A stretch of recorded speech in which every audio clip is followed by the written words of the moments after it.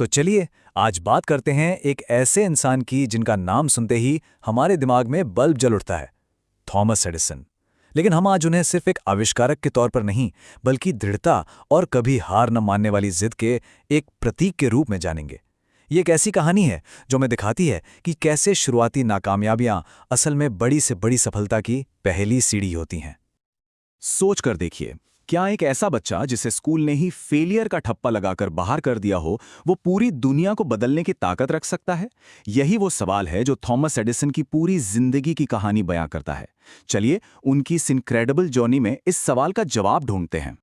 तो कहानी की शुरुआत होती है एक बहुत ही कह सकते हैं निराशाजनक मोड़ से। एडिसन का बचपन जो चुनौतियों और मुश्किलों से भरा हुआ था। जरा कल्पना कीजिए, एक 7 साल का बच्चा जिसे स्कूल गए बस 3 महीने हुए हैं और उसके टीचर उसे मानसिक रूप से सुस्त या कहें तो मंदबुद्धि कहकर स्कूल से निकाल देते हैं। ये एक ऐसी बात थी जो किसी भी बच्चे का, किसी भी इंसान का हौसला चकनाचूर कर सकती थी। लेकिन जैसा कि होता है, एडिसन की कहानी यहीं से एक बिल्कुल अलग मोड़ लेने वाली थी। तो स्कूल का दरवाजा तो बंद हो गया, पर सीखने का नहीं। देखिए, 1854 में उन्हें स्कूल से निकाला गया, लेकिन उनकी मां ने फौरन बागडोर अपने हाथ में ले ली।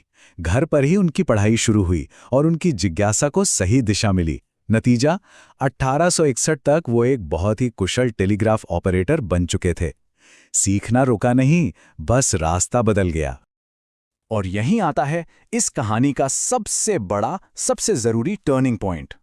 वो एक चीज जिसने एडिसन के भविष्य की नींव रखी, और वो थी उनकी मां का अटूट विश्वास। देखिए, जहां पूरी दुनिया, उनका स्कूल, उनके टीचर, सबने उन्हें एक तरह से रिजेक्ट कर दिया था, वहीं उनकी मां नैन्सी, जो खुद एक टीचर रह चुकी थीं, उन्होंने अपने बेटे में कुछ और ही देखा। उन्होंने एडिसन की जबरदस्त जिज्ञासा को पहचाना और फैसला किया कि वो उन्हें खुद पढ़ाएंगी। उन्होंने एडिसन को किताबी कीड़ा बनाने के बजाय प्रयोग करने और सवाल पूछने के लिए इनकरेज किया। और मां का यही विश्वास वो चिंगारी थी जो आगे चलकर आग बनने वाली थी। तो चलिए अब कहानी के उस हिस्से पर आते हैं जिसके लिए एडिसन को सबसे ज्यादा जाना जाता है। एक ऐसी चुनौती, एक ऐसा आविष्कार जिसने सचमुच दुनिया को हमेशा के लिए रोशन कर दिया। हाँ, हम बात कर रहे हैं बिजली के बल्ब की। अब ये सुनने में शायद आसान लगे, लेकिन उस जमाने में ये चुनौती, अरे ये तो लगभग नामुमकिन मानी जाती थी। सोचिए, एक ऐसा सस्ता और टिकाऊ फिलामेंट यानी तार ढूंढना जो बल्ब के अंदर बिना जले, बिना टूटे घंटों तक लगातार रोशनी दे सके। ये उस वक्त साइंस के लिए एक बहुत बड़ी पहेली थी। और इस एक पहेली को सुलझाने के लिए एडिसन ने कितनी कोशिशें की होंगी।